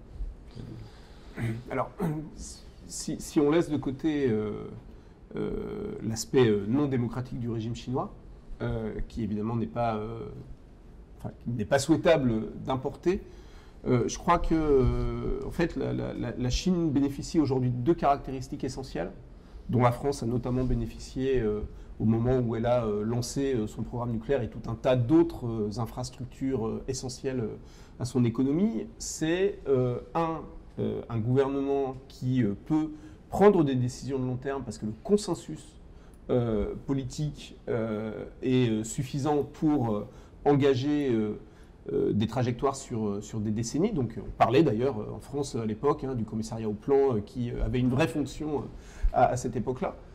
Et 2, une économie en très forte croissance au sens où on l'entendait tout à l'heure et donc en très forte capacité d'investir dans ces infrastructures. C'est quelque chose que, je pense que sur ces 2 plans, en fait, aujourd'hui, la France n'a pas les moyens aujourd'hui de lancer cette transition. Il y a un travail, il y a la question économique, on en a déjà discuté, mais sur le plan politique, moi, je considère que ça fait plus de 10 ans qu'en France, notamment à cause du blocage autour du débat sur le nucléaire, et c'est bien qu'on arrive effectivement à en discuter, même si on a pu constater qu'on avait encore une divergence très forte sur cette question. En fait, ce point, avec tout ce qu'il engendre historiquement, culturellement, économiquement, est un obstacle aujourd'hui, très clairement, au déploiement, au développement d'une vision partagée de la transition écologique, juste socialement, porteuse de bénéfices. Et tant qu'on n'aura pas cette vision partagée, on n'aura pas des électeurs suffisamment convergents sur ce sujet pour pouvoir déléguer à nos représentants de mener ces politiques sans tenir le stylo à tout bout de champ, même si le principe de participation du public aux décisions ayant un impact en matière d'environnement qui est adossé à la Constitution est pour nous quelque chose de fondamental. Donc vous parliez des conservateurs. Aujourd'hui, on a tout un tas d'acteurs dans le champ politique qui, parce qu'ils s'accrochent au fait de conserver le nucléaire comme pilier de notre politique énergétique, s'opposent à tout déploiement des renouvelables, s'opposent souvent à la question de la sobriété. Et voilà, tant qu'on n'aura pas effectivement renversé ça, et je pense que les électeurs, vous citiez l'étude de l'ADEME, on pourrait citer la Convention citoyenne pour le climat, je pense que dès lors qu'ils sont suffisamment placés en conditions délibératives, nos concitoyens comprennent bien mieux, souvent que les politiques, tous ces enjeux. Mais effectivement, la fracture de la société française sur ces questions aujourd'hui est un facteur mortel d'immobilisme qu'il faudra bien résoudre. Et le type de conversation que nous avons aujourd'hui pourra, j'espère, permettre de progresser. Merci. Le temps est une denrée rare, m'avez-vous dit, Jean-Marc. Donc, on va arrêter, même s'il y avait encore moult questions. J'ai juste peut-être une question de conclusion. Est-ce que vous avez appris quelque chose dans le discours de Jean-Marc qui vous a séduit? Et inversement, est-ce que vous avez appris quelque chose dans le discours de Yves qui vous a séduit? Yves, pour commencer. J'ai... J'aime bien votre question. Non, mais J'aime bien votre question parce que ça change de quelle est la bonne raison que vous avez de lui taper dessus. Voilà, c'est un peu la philosophie Kaizen. Non, je pense... je savais qu'on avait évidemment une convergence sur les constats. Je pense que la convergence est plus profonde que, en tout cas, telle qu'on l'a exprimée que je l'imaginais. Et j'ai noté en particulier...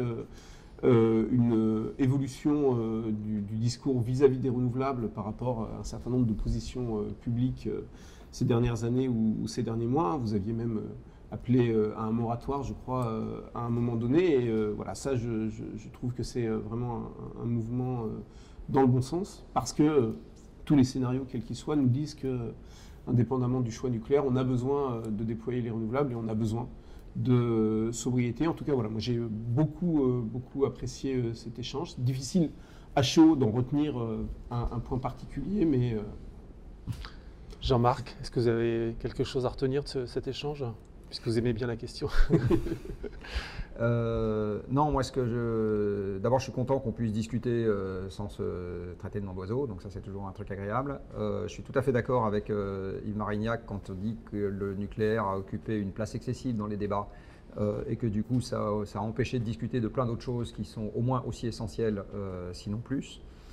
Alors, je ne sais pas si c'est une bonne surprise ou une mauvaise surprise, mais j'ai envie de dire, dans ce qui nous rapproche et ce qui nous éloigne, j'ai envie de dire que si je reprends le motto de Negawatt, c'est-à-dire sobriété, efficacité, renouvelable, on est d'accord sur les deux premiers termes qui sont pour moi les termes essentiels, et on peut éventuellement discuter du troisième, où c'est renouvelable, décarboné, etc. Et ça doit rester, me semble-t-il, une discussion un peu factuelle, à la base, pour savoir sur quoi on est d'accord, pas d'accord, etc. Et je suis tout à fait d'accord avec lui également sur le fait qu'on n'embarque pas les dirigeants dans une démocratie sans avoir d'abord embarqué les gens qui votent. Et donc c'est notre métier à tous les deux, c'est d'essayer de réfléchir à c'est quoi la construction qui va faire en sorte que les gens ont envie d'y adhérer.